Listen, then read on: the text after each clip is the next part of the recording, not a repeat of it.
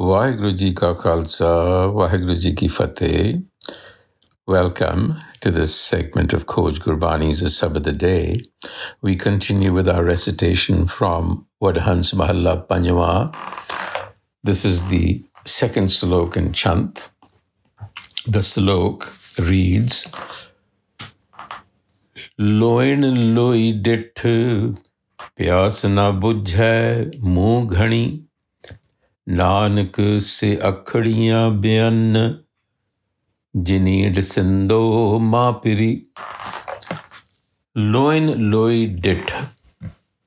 So with my eyes, I have seen the world. Loi is the world, loin, the eyes. So with my physical eyes, I have seen the world.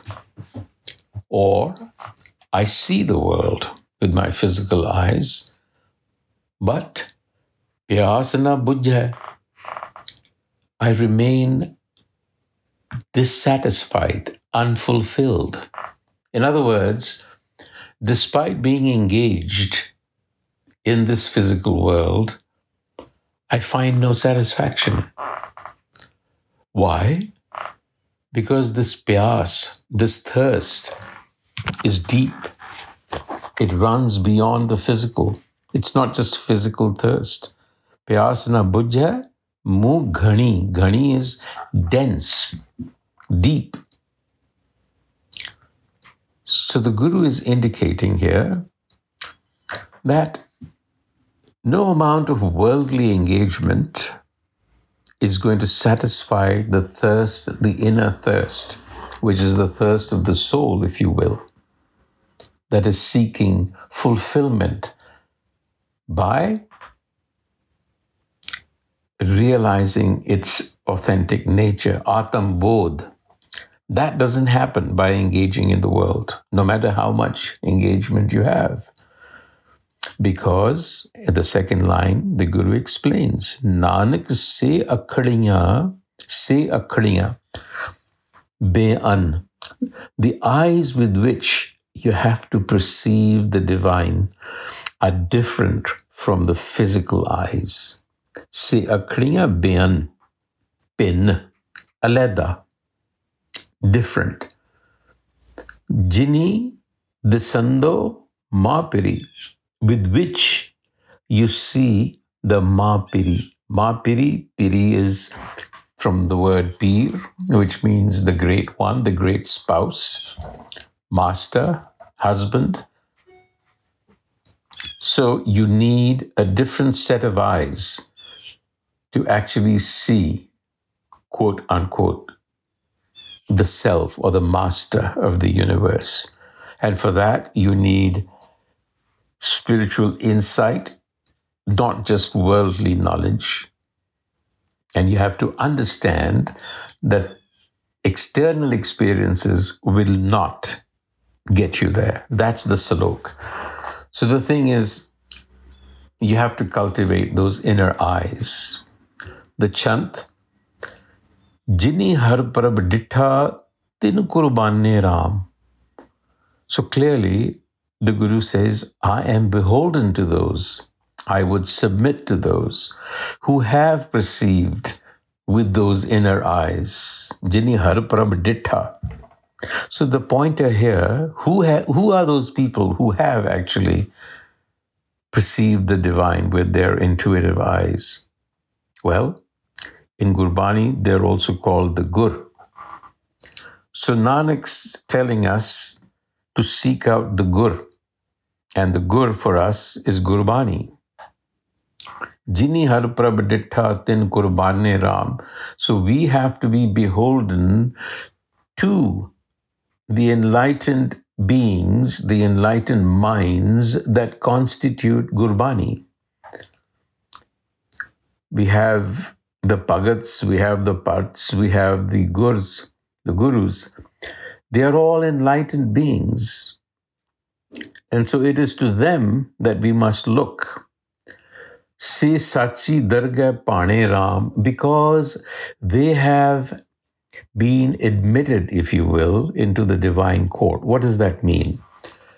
Being admitted into the presence of the king, the court. You enter the court, right? In the real world, this is how you should look at it.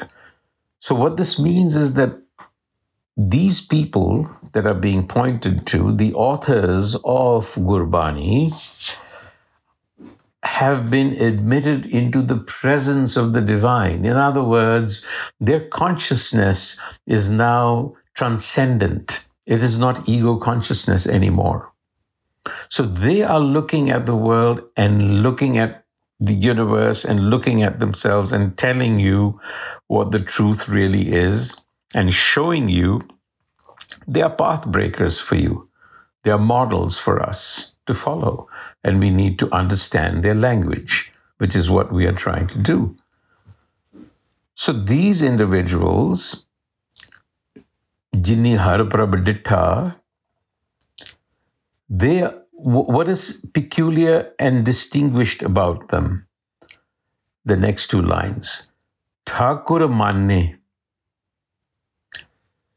that they have accepted the master. Manne, they know the masters. They've seen with their intuitive eyes, and they have submitted their ego.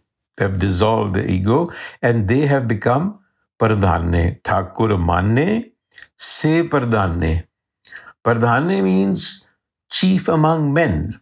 They are not necessarily chiefs of an army or the head of a government, but in the scheme of things, they are primary. They are natural leaders of humanity. Pardhanne. Har Siti Rangarate, because they are immersed in love of the Har. And being that they are immersed in the love, they get to drink the nectar of the divine. Har ras agaye.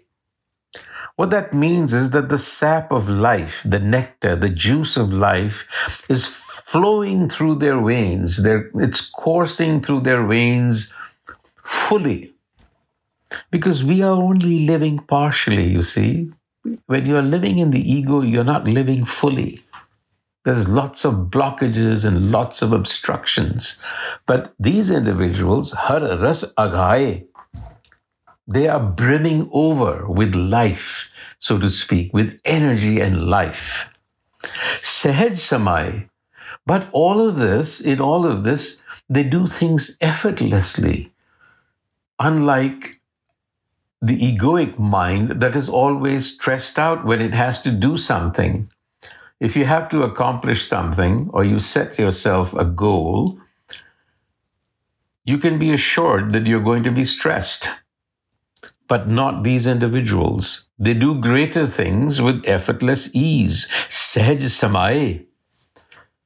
Ghat ghat ramaiya jate.